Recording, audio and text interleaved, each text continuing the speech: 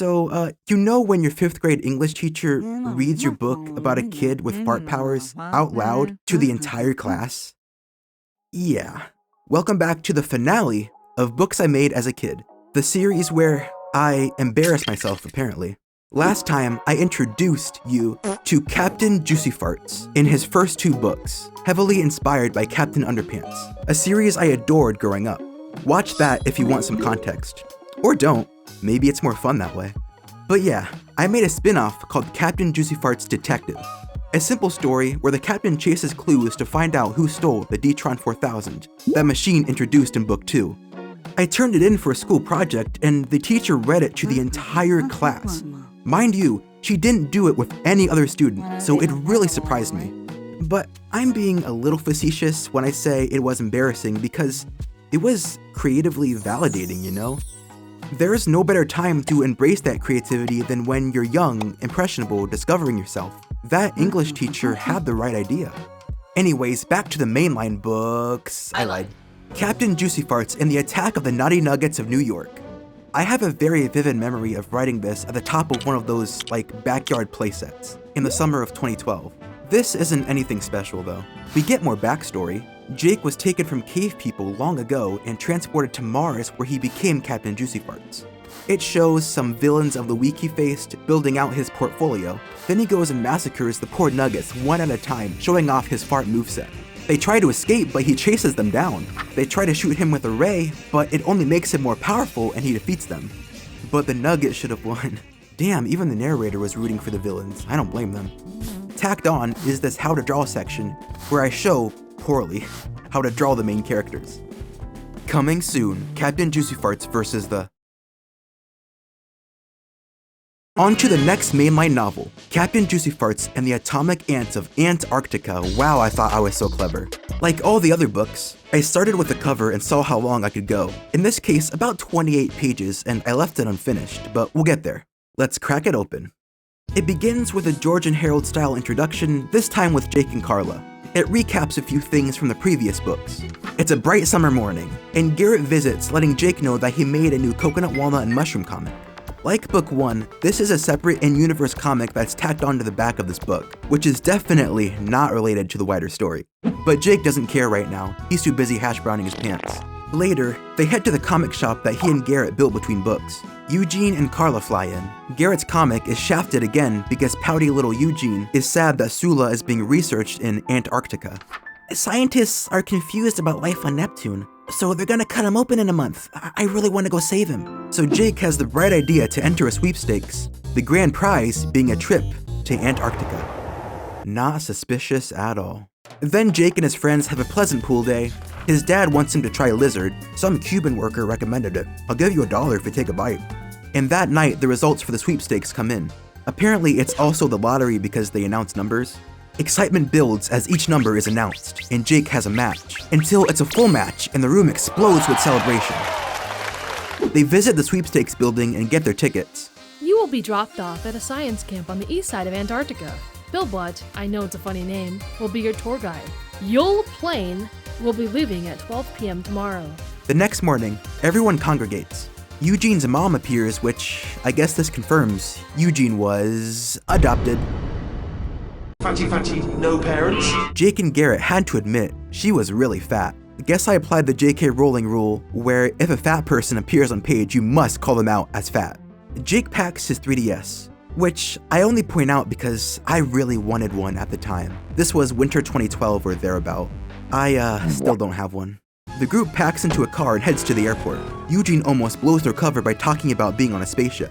They still feel the need to hide it from the grown-ups, even though the gym teacher turned into a monkey last book and Jake's class was transported to hell, and before that a poop kaiju attacked the city. Anyways, some Abraham Lincoln-looking mofo comes and gropes their tickets to make sure they're legit. On the plane, Eugene almost blows their cover again before takeoff. They all loudly chew gum simultaneously as the plane lifts off. Then Jake gets to reminiscing about growing up on Mars. A backstory chapter. On Mars, Jake went to a non-normal kid camp, whatever that means, where everybody else was either a monkey or an alien. He even had to learn alien langue. Then, important detail to keep in mind, Jake wants Sula to make a time machine so he can go back and befriend the medieval monkeys, instead of fighting them. But he realizes he might be sacrificing friendships by rewriting the past. Breakfasts and pool parties and vacations to Antarctica. The plane lands and the group suits up for the cold. Bill Butt is the one to greet them, leading them into the research camp. He's brief about being their tour guide and hurries off. The group settles in while we follow Bill Butt into a lair where he's creating the titular atomic ants. Now, when I pour this liquid on this ordinary ant, it will become giant and atomic. And for dramatic irony, he reveals to the reader that he set up the sweepstakes and orchestrated many of the captain's foes. Bill releases his ants into the wild. Note Atonut, the skilled warrior and pilot for another of Bill's inventions. Garrett wakes up early and notices little green explosive pods set to detonate in mere moments. He warns the whole house, and everyone escapes before the camp erupts into flames. Now, it was right here on page 28 where I left this book unfinished in, I think spring 2014. But today, we changed that. Before, I told myself that time got away and I decided it was too late to go back.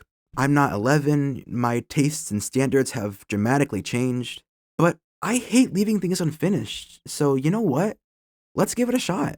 Back to Bill, one of his aunts says the bombs were not effective. He's trying to extract the brainpower and memories from Sula to create the Detron 4001, which he'll use to finally defeat Captain Juicy Farts. The gang finds an Arctic truck with an enclosed trailer a la those LEGO command units I grew up with. They get inside the trailer, where Jake is forced to reveal he's a superhero with fart powers who grew up on Mars. Jake's dad takes it well, then Eugene reveals he's from Neptune, and bombshell. Jake's dad is from Neptune too, and introduces himself as Tony. Every 25 years, Neptune sends a group of nerds to speed up Earth's technological advancement. Eugene was from the most recent batch, while Jake's dad was from the batch 25 years ago. They wonder who attacked them, so Jake wants to go ask Bill Butt for information. Little do they know. Eugene and Tony use their combined nerd skills to fix the truck, and then they head off. On the way to Bill's location, Garrett is sketching. I thought of a new way to finish the comic. Kind of a meta joke I snuck in there, seeing as I came back to finish all this. They reach Bill's facility and see a tarp over a large structure, probably nothing. They enter, calling out for Bill. Bright lights flood the room, and they spot Sula hooked up to some gross machine. The atomic ants circle them. Then Eugene is shot by a laser and turns into a penguin. It was Bill Butt. You next, Captain Juicy Farts! Using the power of the Detron 4001, I will turn you and your friends into silly little playthings for my ants to tear apart. Carla and Jake do a combined fart smoke bomb, and then a corrosive fart to melt the door. They race back to the truck, atomic ants firing on them. Then Jake's mom, who stayed behind, speeds off. But that tarp flies off to reveal the mecha ant, piloted by Bill's apex ant, Atonut.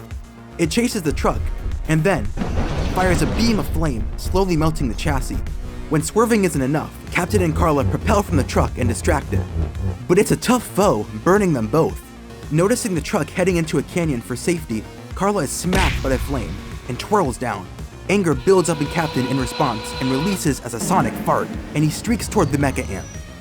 We cut away to the crew in the trailer. They find a cave to hide in. Then Garrett, Eugene, and Jake's dad try to wake up Sula, their only hope, who is still unconscious from the lab. Tony and Eugene suss out that Sula isn't native Neptunian with the powers he has. Keep this in mind. Penguin Eugene has an idea, but since he can't speak, he draws a diagram, which Tony understands. That rock from earlier, remember that? No, you don't. Is actually a transmutation stone, a relic that can only be handled by extraterrestrials. So they do some alchemy to make a revival serum. The cave shakes, spilling the entire thing on Sula, but it still works. He wakes up. The cave is collapsing, so I made you a protective bubble. No need to be scared. I realize Sula is way too OP, and the characters rely on him too much. So I show the character is desperate without him, and I also nerfed him since Bill sucked him dry. Then and Captain appears again. Look out! An army of atomic ants swarms into the cave as Captain reaches the protective bubble with Carla's burnt body. Sula summons the Detron 4000, turns Eugene back, but tells Captain, The Detron 4000 can turn anyone into anything. It can't heal people. But Captain finds a back door. Sula turns him into a healing ray, which then revives Carla. Everyone back to health, Bill Butt re-enters the fray. Flying some high-tech jetpack I imagine is similar to another LEGO set that I had as a kid. The D-Tron 4000 is updated with rockets, and then our heroes break through the bubble and fight. Carla gets revenge on the Mecha Ant by using its own fire beam against it, circling above it, dropping a giant icicle which crushes it. Bill turns Captain into a potted plant midair, but Eugene fires back just before he hits the ground. Sula spawns robots to handle the ground troops, and when Bill targets him, deflects the D-Tron blast with the rock. Captain and Carla double fart punch to bring Bill down. Bill reveals his backstory to the group, how he tricked them into coming to Antarctica, the way the medieval monkeys abandoned him, and how the D-Tron 4001 would make him unstoppable. He fires it, but a counterblast from the D-Tron 4000 catches it, creating a black hole. Bill cannot let go of his power and is sucked in with the gauntlet still attached, and Captain, caught in the crossfire, is sucked in too. The cave is crashing down, and everyone retreats to the protective bubble. Then Sula bores out with a drilling vehicle. Sula says that Captain could be anytime or anywhere. He is lost in time and space. Carla hurls, "Garrett, go console your girlfriend." Ew, we broke up off page. Then the solution is clear. They decide to make a time machine, the Coco Traveler. And so we end off. Garrett sad and alone at the comic shop, Sula and Eugene and others working on the time machine, and everyone wondering where Jake could be. At some time and some place, Captain Juicy Farts opened his eyes to find himself inches away from Bill Butt, his arch nemesis. So this one leaves off on a cliffhanger. It was fun going back to finish this. It feels way more cohesive, but still retains that silly spirit. I gave the parents more to do, they're a little more integral, and I focused on giving each character some spotlight time, a last hurrah before the next book where, well, you'll see. Before that, let's dive into the comic Garrett was raving about, Coconut, Walnut, and Mushroom in Space. We begin with Person Mushroom getting zapped back into regular Mushroom, then showing their cheeks for some reason. Oh, yuck! Wild start. Later, Coconut visits Mushroom and gives exciting news. I have 3 tickets to explore space! Yahoo! The next day, they meet up with Walnut. 3 tickets to explore space. I'd better get ready. So they gather their stuff and make their way to the CASA facility. Hi, welcome to CASA. I'm never doing that again. Wow! Look! I don't think I can fit. Meanwhile, a villainous X-Woman is ordered by her master to destroy Coconut, Walnut, and Mushroom. Our plant protagonist's ship encounters X-Woman's ship, and they're chased by a drone minion. It launches missiles. Duck! But they avoid it. More weapons are fired, they keep dodging, but a tractor beam pulls them into X-Woman's ship. They surrender pretty easily and are taken to X-Woman. My plan worked! I have trapped you because you have stole my planet! What do you mean? So, this whole situation doesn't make a lot of sense, but basically, Coconut used to be Sula Conus, the owner of Planet Conus. He went to the future, right, and became Coconut. One of X-Woman's drones talks to the mayor, who says Sula technically died 800 years ago. So the drone uses the loophole to claim ownership. Anyways, nobody knows who owns the planet anymore. X-Woman pushes again and the plants give in. God, they give up way too easily. Her drones proceed to wreck the planet and turn it into Dronus. The plants are locked up. There's no way out of this. No way at all. But there is a way. Another ship shows up. X-Woman, a UFO is attacking us. All our characters get beamed into the UFO, then it blasts off. It was at this point right here where I left this unfinished, but I finished this comic too. So let's continue. Sula, your ship sent out a distress call, so we came to save you. They arrive back at Conus, and they need a plan to take it back. Drone factory. Master switch. So dizzy. I have an idea! They're dropped into the drone factory, so Walnut bulls through the enemies, and Mushroom hits the switch. They tell the mayor they saved Conus, but, yeah, the drones just pretended to take over the planet, so it was no biggie.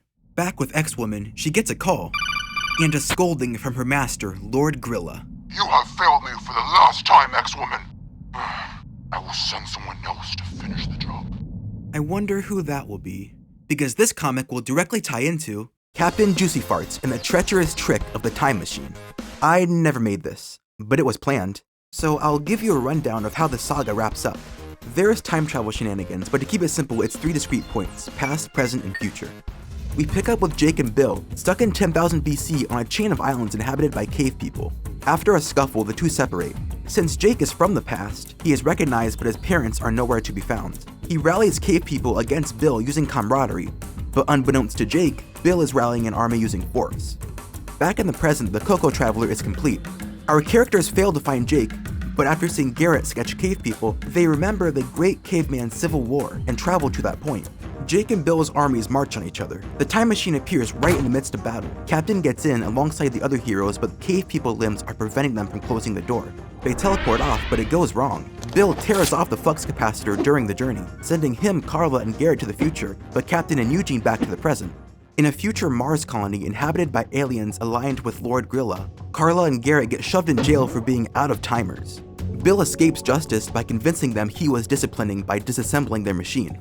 In jail, they meet a future washed-up version of Captain Juicy Farts. He doesn't want to return to the fight. It's at this point Garrett has an epiphany. The stuff he's been writing ends up being real, including future Captain, so he knows how to escape.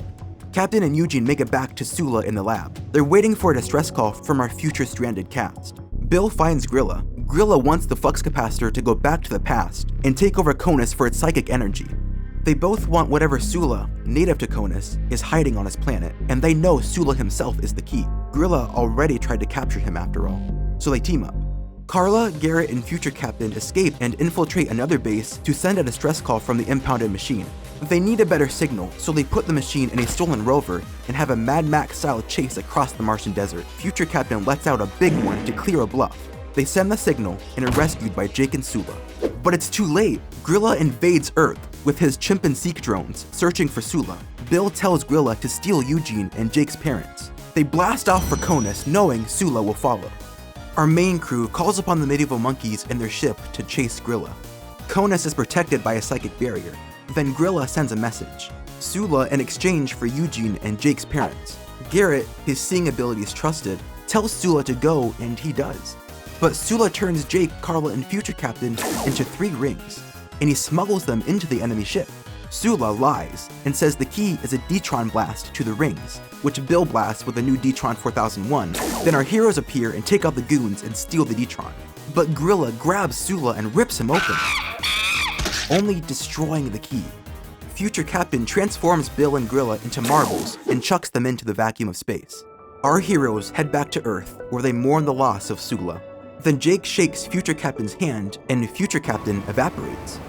Yo guys, it's me, Charlie. Hey, did that guy just turn you the same? We end with Captain and Carla happy to fight local small-scale crime, and none of Garrett's new comics had foresaw any mortal peril. Or something like that. I never wrote it. But yeah, I wanted this series to be an allegory for my relationship with fiction.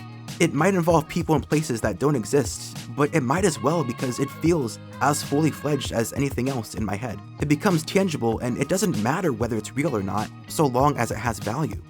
I think I'll end this series here as well. While there are many, many more books I didn't cover, including a proper one I made as a teenager, I fulfilled my promise to my childhood self by finishing Captain Juicy Farts, and I'm happy. I'm happy to stop here.